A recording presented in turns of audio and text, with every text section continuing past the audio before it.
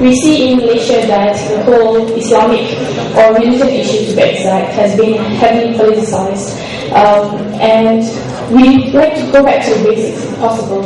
And I would like to ask first, since we have a range of speakers with different expertise on stage, I'd like to ask questions individually according to your specialties.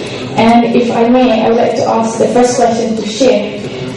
Sheikh, as you may or may not know, the Pan-Islamic Malaysian Party, or PAS for short, in their manifesto state that they would implement hudud laws should they win the next general election. In your learning experience in Islam, why exactly is hudud so important to this party? And is a country so imperfect if you don't apply such laws? First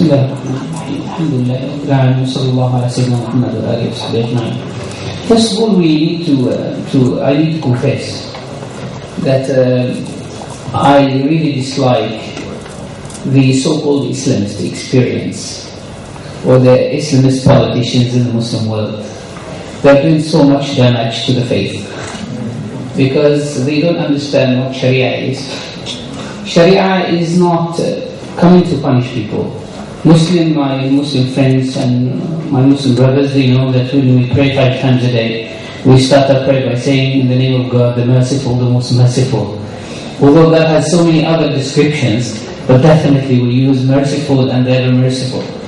And actually the first narration of the Prophet that is normally narrated from a teacher to his students is, those who are merciful would be shown mercy by the merciful. So show mercy to those on earth, that those in heavens will show mercy to you. But unfortunately, people who claim that they are speaking in the name of Islam and they get to power, they make people terrified. Sharia in the general sense is a whole plethora of principles that governs the life of an individual as a society as well.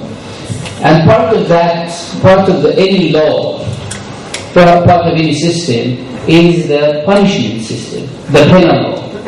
No one can claim that we should apply punishment before actually you provide people with luxury. So the problem with many people, with many parties that speak in the name of Islam, when they get to power, is this the first topic they raise with people? Well, definitely, punishing criminals is important. But before you punish criminals, you have to provide for the society not the basic needs, not a decent life, but a life that leaves no space for anyone to commit crime. Administering system and order in the society is very important. But before you do that, you should satiate and satisfy the needs of people. A lot of people don't know that Umar ibn al-Khattab, he's the second important companion of the Prophet, and he's the second rightly guided caliph. In one of the years known as the year of the drought, he suspended the punishment of theft. He said no one can be punished for theft this year, because when people steal, they will steal to eat. This is a year of drought. And in a recent meeting with my teacher, the Grand Mufti of Egypt, Sheikh Ali Jum'ah, he's the Grand Mufti of the country, he said, the thing is, you can't ask people why do they steal if you're not providing for them what is enough to make them satiated. People in many Muslim countries, they live under the line of poverty. I know that it is not as miserable in Malaysia as it is in Egypt. But unfortunately, we have the same crazy politicians in Egypt at the moment who are speaking about the same thing. They want to apply the punishment of rape or the punishment of adultery on youth. When youth, they don't have means to get married. We have people who reach the age of 45. I'm not justifying that. I'm not justifying adultery. But I'm saying you have to understand the condition that we're in as well. People who don't find the means to get married, to build a family. You have graduated from university. Imagine if you graduate from university, there is no jobs. Your parents are expecting you to earn and to be independent. You're still taking money from your parents. And add to that the psychological trauma that you have because you are not valuable. You're not doing anything. And you have needs, and these needs are not answered. These needs are not met. And in the middle of all this, you face a media that is addressing your desires, your earthly desires, day in and day out. It speaks to your desires, I mean your sexual desires. The media speaks to sexual desires of people. And forgive my language here, but this is the reality that we're talking about. If a young man goes out in the street and he doesn't have the religious principles that actually keep him from committing what is not acceptable, and he does commit it, well, I'm not saying that this is acceptable, but at the same time, there is something which they call the mercy of the judge. When the judge is applying the punishment, he has also to consider the whole scene. So speaking about hudud or Islamic punishments or Islamic penal law is a very opulent speech, is a very luxurious speech in this context. I think we need to satisfy the people's needs first. We need to give them a good life. Politicians have to work for the luxury of people because they are not the leaders, they are the servants. They say that day in and day out, but the reality is that they are fighting for leadership. Well, you are there, you're employed by people, you're serving the interests of people. When you better the situation, when the society is relaxed, when the society is well off, then you can talk about anything else. And obviously we have to understand that Islamic penal law has conditions, has context which cannot be discussed by politicians. It has to be discussed by the learned people, by the scholars. They need to understand, or people in power, they need to understand when to apply these punishments, how to apply these punishments, who should be applying these punishments, and why. Imagine if you are in a society and everything is available to people, and someone steals. Definitely theft is a sin, not only in Islam, but in Christianity, in the Old Testament as well. By all faiths, theft is a sin. But if someone is in so much miserable condition that he doesn't know how to satisfy himself, and then he went to that level, I think there should be a deeper discussion rather than the superficial discussion of can we punish him or not. Thank you, Sheikh. Okay, my second question goes to YB. Already having heard what Sheikh says, what's your personal stand on this issue?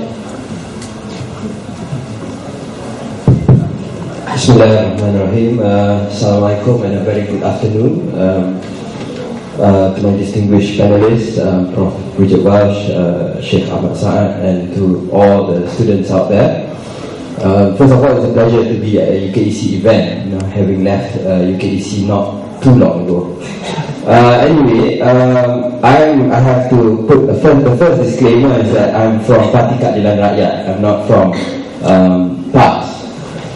So our views differ slightly in while I think that religion is a force for good. It's a positive force for change in society. However, I think that there should be other priorities where there are more important things at hand. And in Malaysia, the complexities of the society as well, being a very multiracial and diverse society. So to me, that is how we approach it, and we look at things that we can find common ground with Malaysians across the spectrum. That's why we focus on issues of justice, on issues of freedom, on issues that we think matter more immediate important to the society in general. Going back to your answer, then with all this dispute between the coalition, do you think you can actually make it to the elections? There's so much dispute between the parties in... Well, it depends on which news portal you read. Because for me, it is natural. And why, for example, I hold to the Keadilan position or PKR position, because I am in PKR. Okay. At the same time, I respect my friends in PAS for holding that position. But we are in a coalition, and PAS knows that while they know what they say, that if they come to power on their own, they have their own agenda. But when we come together to power as a coalition, then the coalition has a decided agenda. So I think that's where we stand, and people in PAS as well. They agree to that when we come to power as Pakatan Rakyat, with DAP, PAS and Keadilan together, then the agenda has to be an agenda that is understood and acceptable by all.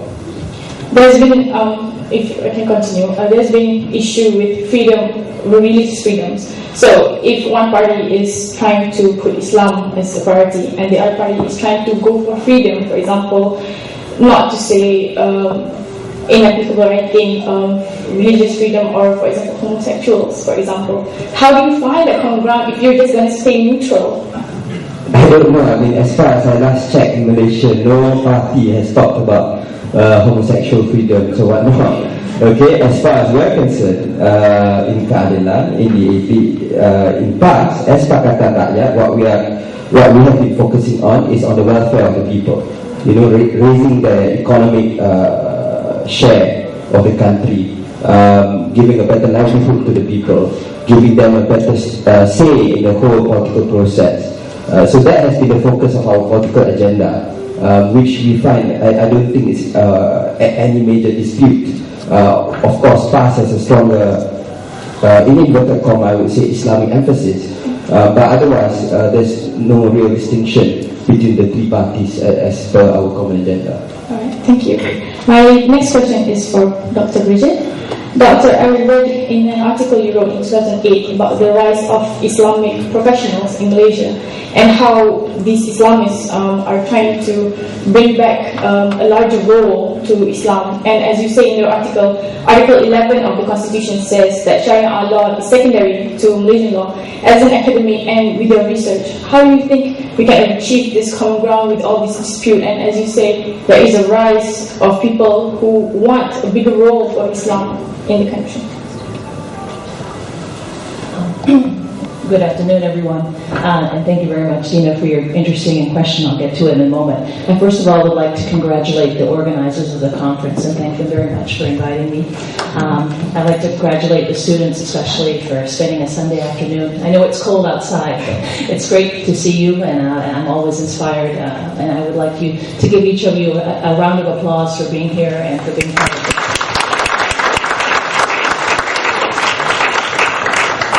I think as a scholar who looks at issues of religious freedom and issues of religiosity, I think we see really profound changes that are taking place in Malaysia. Survey data shows that we actually have really increasing religiosity across the different religions. So if we look at the last 10 years, different groups are practicing their religion at a much higher level.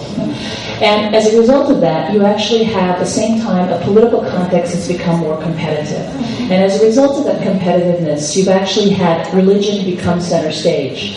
And you actually have a situation in Malaysia where what I have is a politics, in terms of religious politics, a politics of reaction as opposed to a politics of reflection. Now, with regard to the specific questions that you asked about the issues associated with the rising role of Islam and how it's being debated, I think the operative word here is debate and discussion. I think these are things that are actually being discussed throughout the world. One of the things that's actually happening now, as Sheikh was implying in part of his remarks, is that there is a debate within the Muslim community about the role that Islam should play, what things should be interpreted. And we see this even more pronounced as a result of what's happened after the Arab uprisings, and as it's being played out. And I think this is played out in Malaysia as well. And where Malaysia, and it becomes difficult, is that there isn't often enough reflection in these aspects of this discussion, and a recognition that there are differences among Muslims and among others looking at these issues in a very fundamental way. I do see the issue of the fundamentals of the Constitution as setting the boundaries of the debate. So, for example, no matter how many people call for hudud, the fundamentals of the Malaysian Constitution do not allow it at this particular point of time. Now, how that shifts and how that changes, we cannot necessarily predict. But I do see that the society is shifting in very interesting ways. And what makes Malaysia very important to look at is that you actually have things that you are not finding in other parts of the Muslim world. The coalition for the opposition represents one of the most interesting ones globally. You have liberals, Chinese-based party, and an Islamist party working together. You don't find that anywhere else in the world. You have a dominant BN party that is also struggling with issues of religious identity and questions of moral governance as well. So this creates for a very exciting dynamic of which you need more debate to make it more healthy. Thank you. I would like to pass the mic to Sheikh. Sheikh, I understand that all the speakers have one common ground, which is going back to the welfare of the people. That said, do you personally feel that PAS is not ready for this manifesto, this big manifesto, this promise that hudud law will be implemented if they will win? Well, I can't speak on their behalf if they're ready or not, but definitely this will require a very, as Dr. Bridget was saying, this will require a big debate, not only between politicians but also between religious scholars. Is that a priority now or not? And if it is a priority, so how can it be introduced?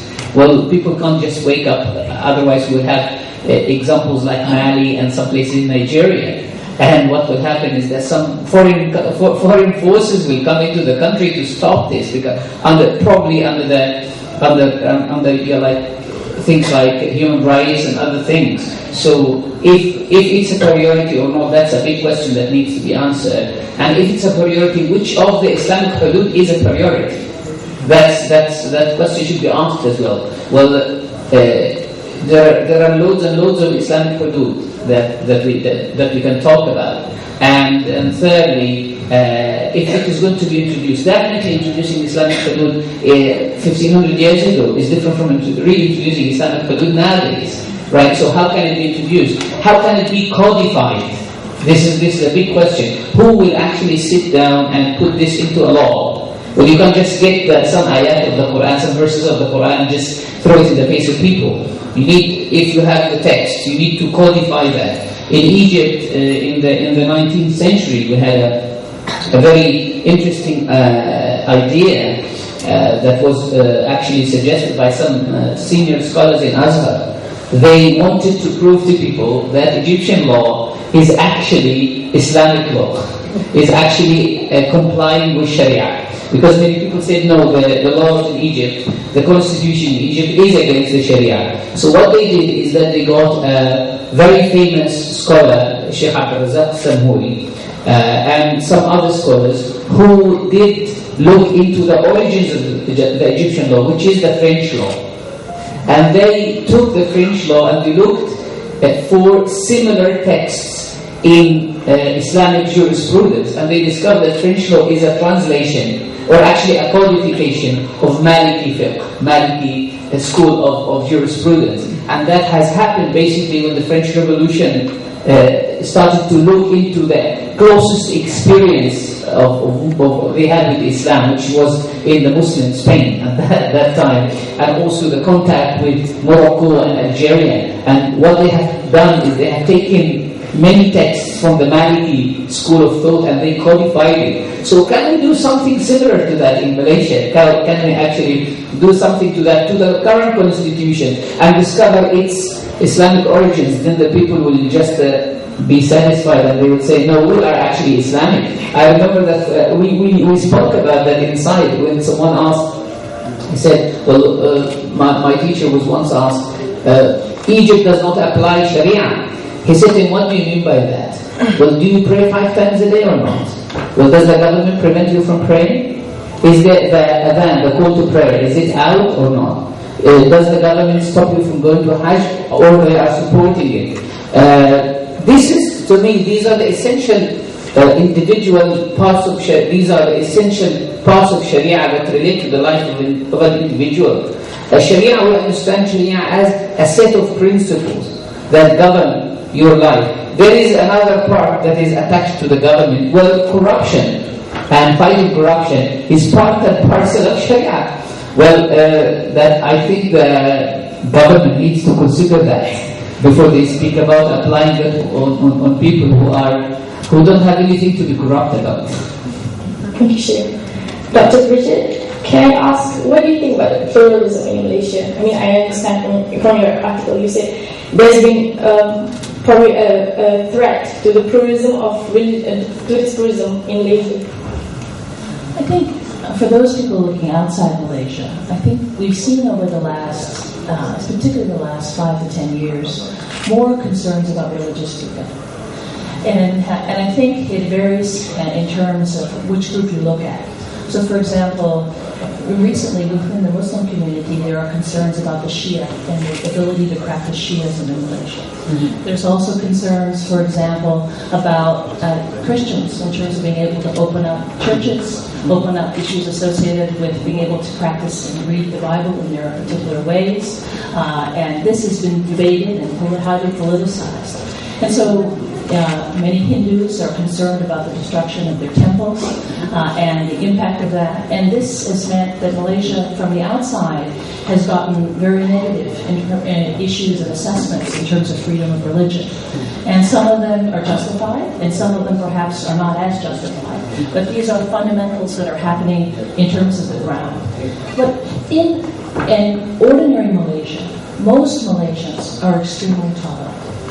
Most Malaysians practice a sense of community, but there have been trends in order to help to promoting intolerance, and a lot of that is coming from political leadership. And it's not of one side; it's coming from many different actors. And this intolerance is seeping into some parts of society, and that is worrying. The Malaysia that I know and love is a society that is highly pluralistic, that is highly accepting of others, but the trends have been very worrying, and that is something that's in terms of the issues of the panel here and the discussion of this conference. The question is, how can this be reversed? How can this be moved in a different direction to actually promote greater acceptance, greater love, greater humanity? And I think, I remain hopeful that there is the possibility of this. But when politicians are using religion for political gains, and doing it with stupidity in many cases, you have a society, it creates negative and unnecessary emotive reactions that are not constructive. Not directed at you. I think he's miserable. So I'm having the only for the YB, can I ask what is your I know I've asked this before, but do you think we should maintain pluralism in Malaysia as it is? First of all, I think there needs to be a clarification in Malaysia. Unfortunately, in the Malaysian press, particularly in the Malay press, pluralism has been made to sound as if you accept every faith equally, meaning that all religions are the same, that that you do not distinguish the theological validity of different religions. Whereas pluralism in itself just means the different, the multi-faith existence that we have in Malaysia. So what I would say is that pluralism in Malaysia, in terms of the multi-faith existence, most Malaysians do not have a problem with it. But unfortunately, it has always been made to sound that the moment, say, you support pluralism, in Indonesia it's common. No, but then in Malaysia it's as if you believe in another faith, which is wrong, and you can treat other faiths equally, and yet have your own creed and differ with them in terms of creed. And I think that's where most Malaysians are. But unfortunately, yes, I agree that there are some politicians out there who are trying to fan these things.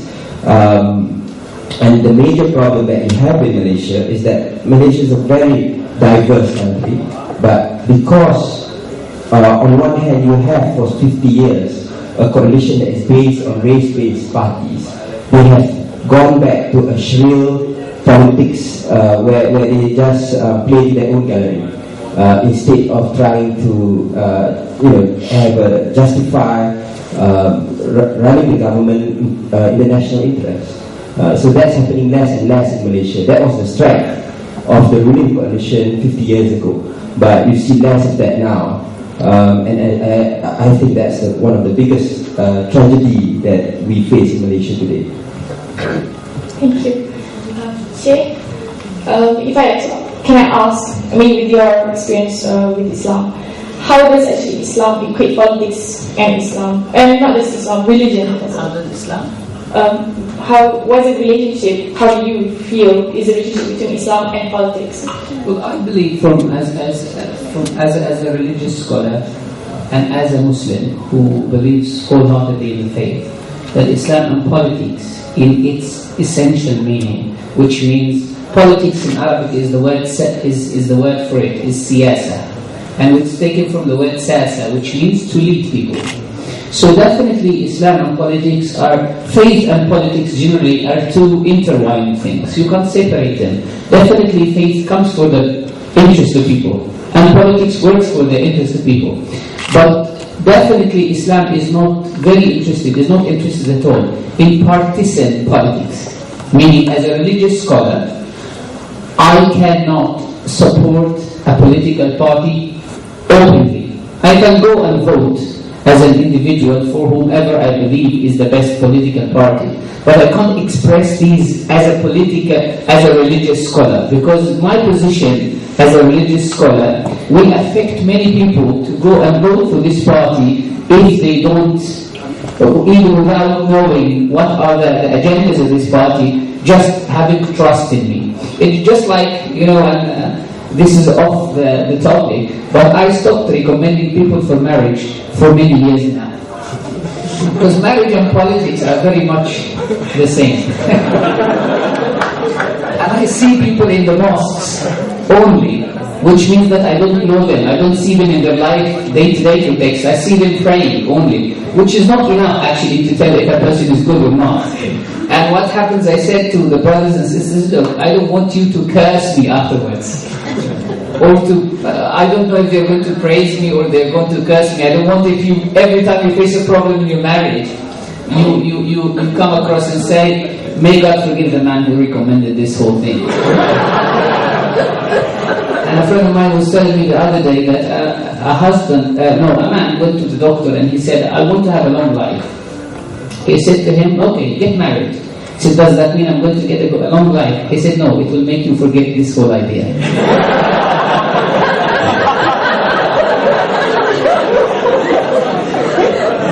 So back to politics, I believe we Egyptians can't help not being humorous. This is in our blood. Even at these most difficult moments in Egypt, people are still joking about the government and the opposition, and when they find no one to joke about, they joke about themselves. This is known in Egypt. This is a known fact in Egypt. The situation with politics and religion, as religious scholars, we are not supposed, we cannot, by our faith, support any party openly. Because that will be diverting people from the fact that they should look into the agenda of that party, they should study the agenda of that party, they should decide freely if they want to support them or not, by our own our own religious power, our own faith attraction, and tell them, vote for this or vote for that. But definitely we can advise people generally that they have to be politically active, they have to participate. They have to make the future of their country. They have to work for the development and the progress of their country. They have to be faithful. And the recent debate about the constitution in Egypt, which was very interesting because some Islamist parties said whoever votes yes for the constitution will go to paradise and whoever votes no will go to hellfire. And when I went to Malaysia, I had pretty much the same thing. And I said, did you get any visitors from Egypt coming here? Seriously, when I heard that, I said, has there been any visit of any political, like Egyptian politician coming to the nation to bring this idea? Because it's pretty much the same thing. Our teachers in Azhar, the Grand Imam of Al-Azhar, said, look, voting yes or no to the constitution has nothing to do with hell and heaven. But you know what is actually wrong? Is to vote yes or no without studying the constitution, without reading the constitution, or to vote yes or no following the advice of someone else without studying things properly. So in Islam, or its Muslim scholars are supposed to work for the benefit of people. And also rather than the benefit of one political party. The other point, which is quite important, as a religious scholar, I cannot run as a politician while still keeping my identity as a religious scholar. I cannot come as Sheikh Ahmad, who is a Muslim scholar, and now start running against him in the parliament. Why? Because basically, people will lose trust in me. Am I speaking in the name of the faith, or am I speaking in the name of politics now? When I present myself to them, I have to present myself only as a politician.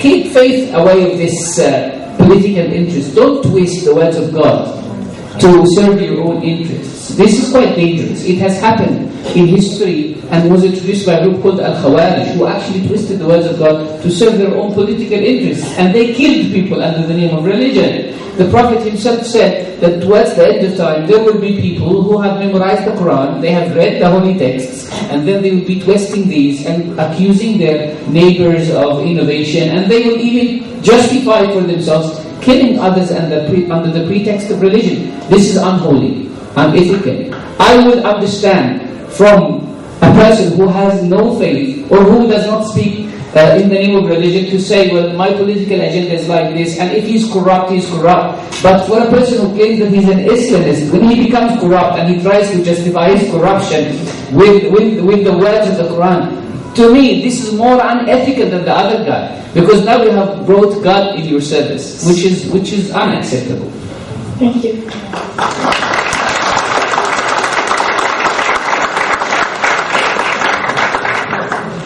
Okay, we have come kind of to the end of the session. I'd like to open the floor to Q&A.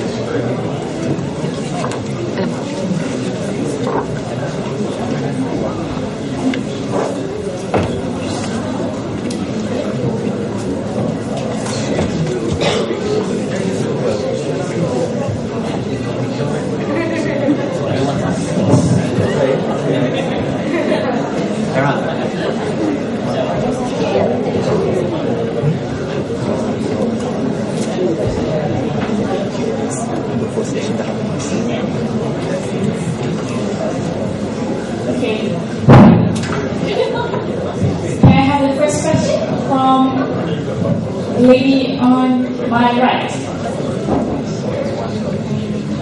Hi, my name is Nadira. I'm from the University of Bath. My question is to Sheikh Ahmad. In your own words, can you please, what do you think the repercussions of using the religious cards for political advantage? We have already started to reap the bitter fruit of that in Egypt. A lot of hostility between youth and religion. A lot of youth have been failed in their perspective of religion. A lot of youth have started to leave faith. And this was actually predicted by one of my teachers 3 years ago. He said, what I'm actually, when the Egyptian revolution started, he said, what I'm really afraid of is that a lot of people will hate religion and they will start leaving it.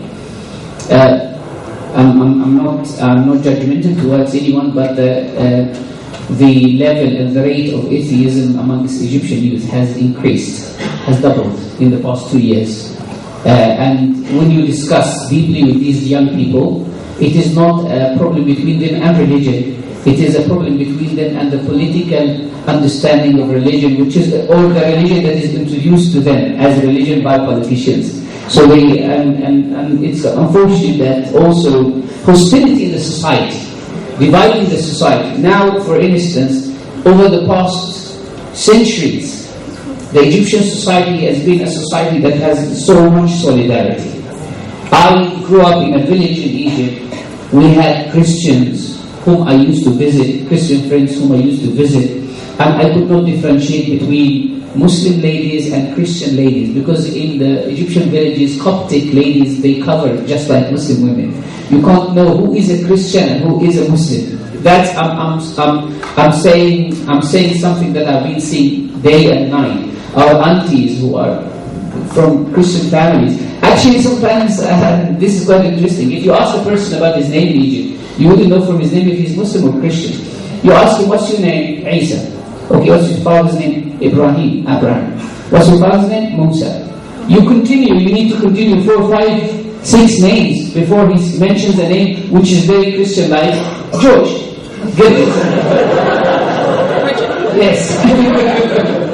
and only then you will discover. And we didn't care about these things. In Ramadan, people used to bring us food and gift us food at the time of iftar, right? Puasan, right? Because people felt this solidarity, people felt this love. But over the past 2 years, Islamists in Egypt have managed to do what all the invaders didn't manage to do over the past centuries. They divided the Egyptian society into hundreds of fractions. Each family nowadays, the husband is with the Muslim Brotherhood, the wife is not with the Muslim Brotherhood, the children are somewhere else. And there has been, and you might laugh at this, there has been divorce cases based on political affiliation. Husbands and wives get divorced only because this. We could understand that a few years ago that people would actually divorce based on their which football club they are supporting. But politics has become like football club. It's even worse now. Sometimes if you say something which does not satisfy the other party, they will accuse you of siding with Mubarak, and probably you're not interested in dictatorship, you don't like dictatorship, but you're just criticizing the political position. So the Egyptian society nowadays, over the past 2 years, Egyptians have carried weapons against each other, they have slandered each other, they have killed each other, they have committed all forms of atrocities against each other, thanks to people in power who are unfortunately speaking in the name of Islam. Thank you, Sheikh. Can I get a second question from the gentleman on the third row on my left?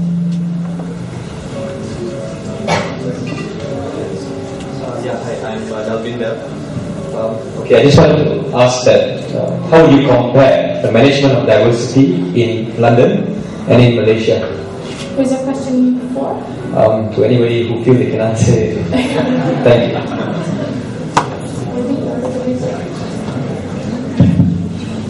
Well, one of the things that I think, I spent 3 years as a student here in London. I was active not just with UKEC, but also with forces at that time in the MUS and all that. What I can say is that what I learned a lot from London is that at that time, Muslims in the UK found many ways to work with other communities on matters of common interest. Issues such as student welfare, when you talk about forces, issues of at that time the war in Iraq, and various other issues, we found common ground with other communities. But when you go to Malaysia right now, the whole idea of even an interfaith cooperation is seen as is a taboo, and that is very unfortunate because Malaysia is more diverse, and Muslims take a leadership position in Malaysia, where we should show the example that we can work together on common issues. We might have our differences where we agree to disagree, but on common issues we should join hands. But that, unfortunately, I do not see so much in Malaysia. That's one of the differences. Although I have to say that increasingly, we are seeing changes. I have seen that. I have to say that the emergence after 2008 of Pakatan, which means that there is what you call that, a multi-racial, multi-religious opposition to the government, which is very rare in Malaysia, has opened new doors. But more needs to be done, because I think the potential to do that in Malaysia and the necessity to do that in Malaysia is really big. I think, first of all, I'm also an Irish citizen, so I sort of see the issues of London and religious issues in a slightly different way than from the history of their involvement in Ireland and other areas. But I want to say two very important areas. First of all, in looking at the issues of management, one has to look at the issue of the rule of law. and whether or not the law is being implemented fairly in dealing with issues of religion and in dealing with issues in a way that is respectful of all faiths. And I think in Malaysia, questions are being raised about the implementation of the rule of law. And this is a very serious problem because ultimately you need a codified laws and fair implementation of those laws to manage conflicts. Conflicts and differences have to have some sort of framework and boundaries. And I think this is a large challenge for Malaysia as Malaysia moves forward. Earlier this morning there was talk about the judiciary.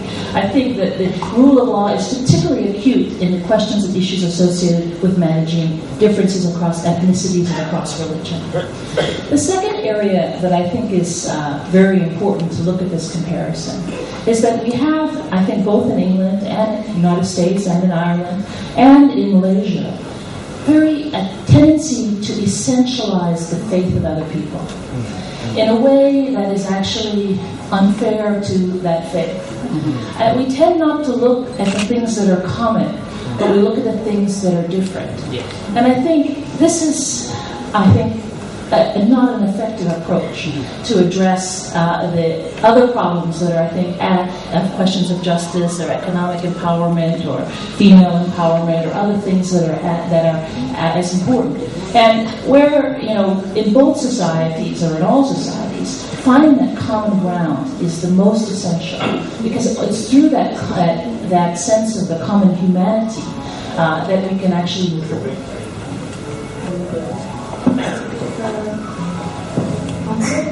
I'd like to take the third question, please, from the gentleman standing in front.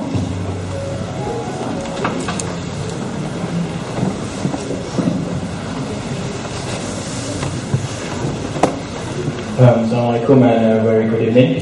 This question is purposely for Dr. Projek. Following our conversation before the session, I would like to know your opinion. What's your opinion on vernacular school, religious school, and also Methodist school in Malaysia?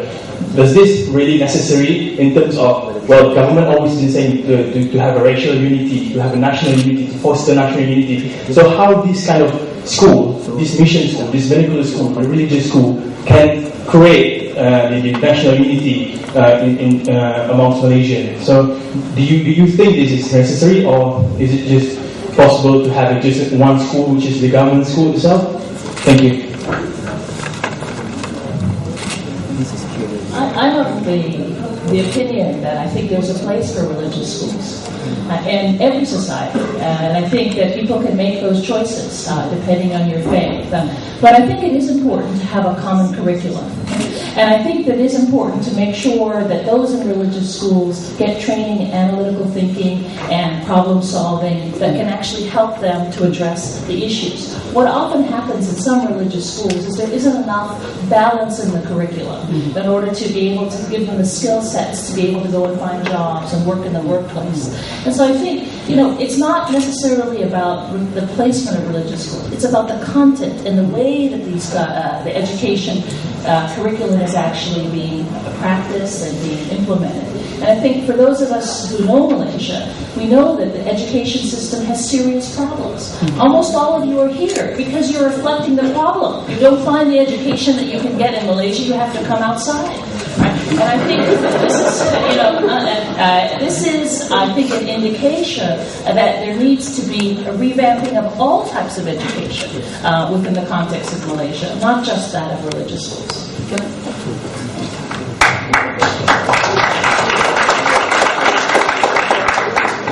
I know that I wasn't intended with the question, but just adding to that, we have the experience of Al-Azhar in Egypt, which is more than 1,000 years old.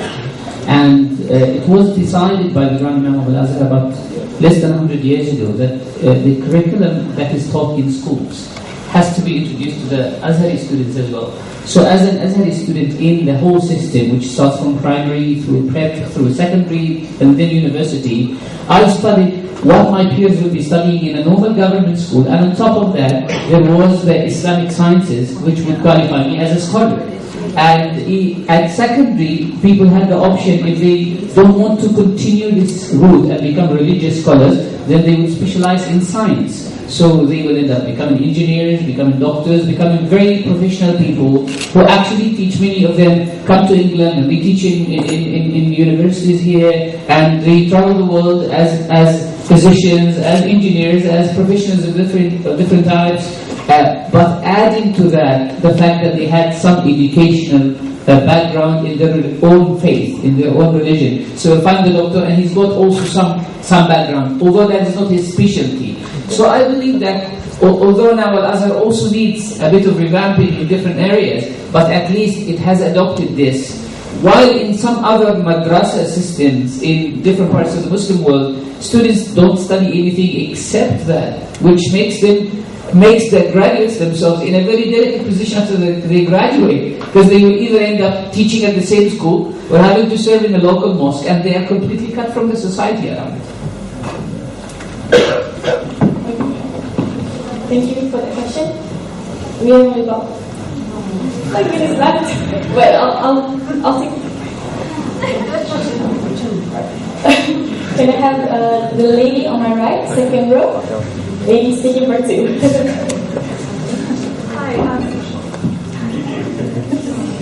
Hi. I have 2 questions actually.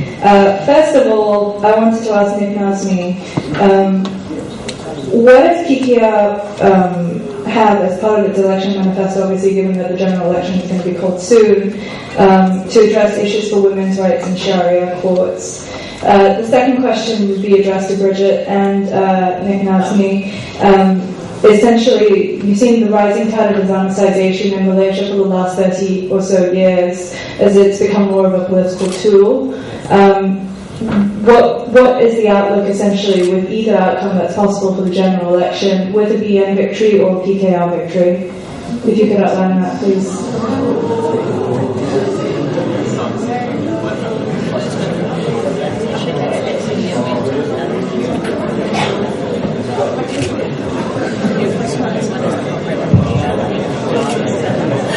Okay, thank you to the questioner. For the first question, I would say that we did mention, I think, in our agenda Wanita Malaysia, which has been launched ahead of our general manifesto, and that shows how important women are to the Pakatan. That one of it is that to establish a special bureau, because there's a lot of cases where women who go to the Sharia courts do not get the proper advice, do not get proper consultation. So one of the things that we mentioned is that, and this is agreed across the 3 parties, by PAS, by DAP and by ourselves, is that they need to be, they need to have access to lawyers and proper legal advice. A lot of them do not have that right now, which leaves them at a disadvantage. In terms of what will happen to, in inverted comma, Islamization, should Pakatan win? From my perspective is that, to be fair to PAS, PAS has gone through their own evolution. They were quite focused on the whole idea of Islamic State. And I think we know that there are issues between a modern nation state, which is a very Western idea, and Islam. During the traditions of Islam, the modern nation state did not exist. However, what do you call that? That's it. But what I can say is that now there's a stronger emphasis from PAS, at least a number of people in PAS, for something which is more universal, what they call the welfare state. And I think a greater portion of people in PAS understand that for PAS to be able to succeed in a diverse country like Malaysia, they need to be talking about the common issues that are affecting society. Not just a particular, so-called Islamic agenda. So I think, but of course they are having their own soul searching and their own battles. And at the same time, you see, on the other hand, UMNO, which used to be very secular, I would say. Again, these terms are and labels are very misleading. But now they are trying in order to outwit PAS, or trying to win over votes from PAS, trying to also adopt an Islamic rhetoric. So to me, I don't know. For me, I think that PAS is going through a positive evolution, where they are trying to come to grips with reality. When you have the situation in the last election, a person like Dr. Maria, Dr. Maria, who won in Kota Raja, which is only 48% Malay Muslim, but won with a 20,000 majority. And these sort of trends are forcing the PAS leadership to think about, how do you deal with running a multiracial, multi-religious country. Previously, when PAS was just running Kelantan, where my parents stayed, where they just ran Terengganu, the mindset was different. But when you are looking at yourself as a national party, then the mindset has changed. So I think PAS is trying to move to the center. I'm not saying that they have to truly overcome the challenges within their own party. They're going through their own battles right now. But I think that the trend has been to push them towards the center. I think when we look at the issues of Islamization in the context of Malaysia, we've seen major changes in how this is evolving. In the past, it was purely a contestation between PAS and UMNO. It was a partisan type of event, and political positions have been sort of argued around that. In the last 5 to 10 years, the debates and issues have extended to judicial cases, to the construction of civil society, and so I think the election results, whoever wins, the BN or Pakatan, the dynamics of Islamization are not going to be purely driven by the political party leadership. It's going to be something that is broader. And we have part of that element is also the religious bureaucracy. I think when we look at these two actors, you have to ask different sets of questions. You have to ask the question, who is allowing more debate about the issues? Who is allowing more accountability over what religious bureaucrats are doing? Who is allowing more assessments and protections for religious freedom and within the context of Muslims in that regard? And I think those are not easy questions to answer. But in the current situation, the tenor of the discussion is not allowing for any of those things to happen. And I think that if Malaysia continues to have this high politicking that we've seen for 4 years, and I actually think will be for at least a few years ahead, you don't have rational, constructive discussions on these areas of trying to deal with balancing faith and balancing important types of placing principles and governance with protection for communities and rights. And that's what's so troubling about what's happening now. Thank you, Doctor. Sheikh, would you like to add anything to that? All right, thank you. Can I have the last question?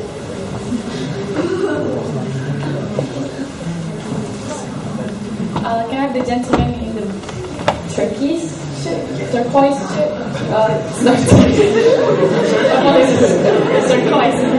Good afternoon, I'm Mark. This question is primarily for Sheikh Saad. I study at the School of Oriental and African Studies and have recently become acquainted with Islamic jurisprudence, and I take a particular interest in ijtihad. So my question is, what role do you think ijtihad plays in the Malaysian legal scene? And do you think that what role do you think ijtihad plays in the Malaysian legal scene? And do you see it as strengthening the rule of law? Can you repeat the last part of the question? And do you see? Do you see eventually the implementation of ijtihad in its dynamic form as strengthening the rule of law? Thank you. Well, ijtihad has been, like through history, the word ijtihad, for people who are not acquainted with the term, means practicing religious, like a qualified scholar, or actually a qualified group of scholars practicing the religious knowledge to find new rulings, and not only to find new rulings, but also to find new solutions, or to reintroduce, or to reinvestigate, or to research the religious issues in order to make sure that the application of the law is in the optimum level and serving what we call the objectives of the lawgiver himself. And I believe, yes, the role of ijtihad should play a very important role in the Malaysian context. But the only caution is that it should not be an individual ijtihad. I mean, it cannot be a scholar appearing every now and then like a bubble and speaking and says, this is my ijtihad. Because nowadays we live in a very confusing society. The whole world and what is happening in the world is quite confusing and is quite troubling. And one opinion of one individual is not enough. I believe we need nowadays what we call ijtihad of organizations. Places like the OIC, the Organization of Islamic Conference Fiqh Council. So councils, a group of scholars supported by a group of specialists in that area. And based on the advice of these specialists, these scholars can actually give their own religious opinion. So it is an ijtihad which is actually the outcome of a group effort rather than one individual. That form of ijtihad would be very fruitful and would be very good and would be serving the country. If someone asks me a question about politics, I need to go to a political specialist and ask him, what is this? Or her. Or her, yes. and then try to look into that from a religious perspective. Fatwa, as a fatwa in Sharia, shall go through 4 stages. One of them is called at-taswir, imagining the situation. I will not be able to pass a proper judgment or a proper opinion or a specialist opinion unless I can imagine what is this. And I will not be able to imagine it unless I ask a specialist. Unless I ask a person, not only one specialist, many specialists. Things like nowadays euthanasia, for instance. The debate that is running around the euthanasia is happening because doctors themselves are debating what is actually what is the last thing that is indicating that the person has passed away. Is it the brain or is it the heart? Because of this debate, the religious opinions are different, right? So first of all, we need to understand people also, these specialists have to be from the Malaysian context, and these scholars have to be from a Malaysian context with a broader perspective, with a world view.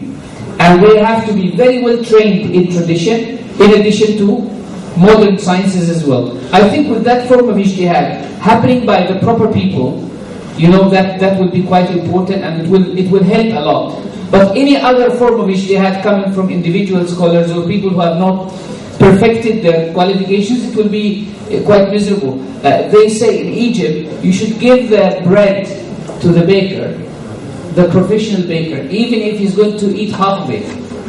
Why? Because he's professional. Because of his professionalism. Because if you give it to anyone else who is not a baker, he will actually destroy all of it.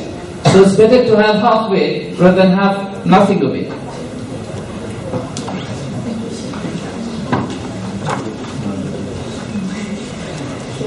We've come to the end of our session. Thank you, everyone. I would personally thank the panelists for coming. It's been a joy having you. And please let's give a round of applause to the wonderful speakers.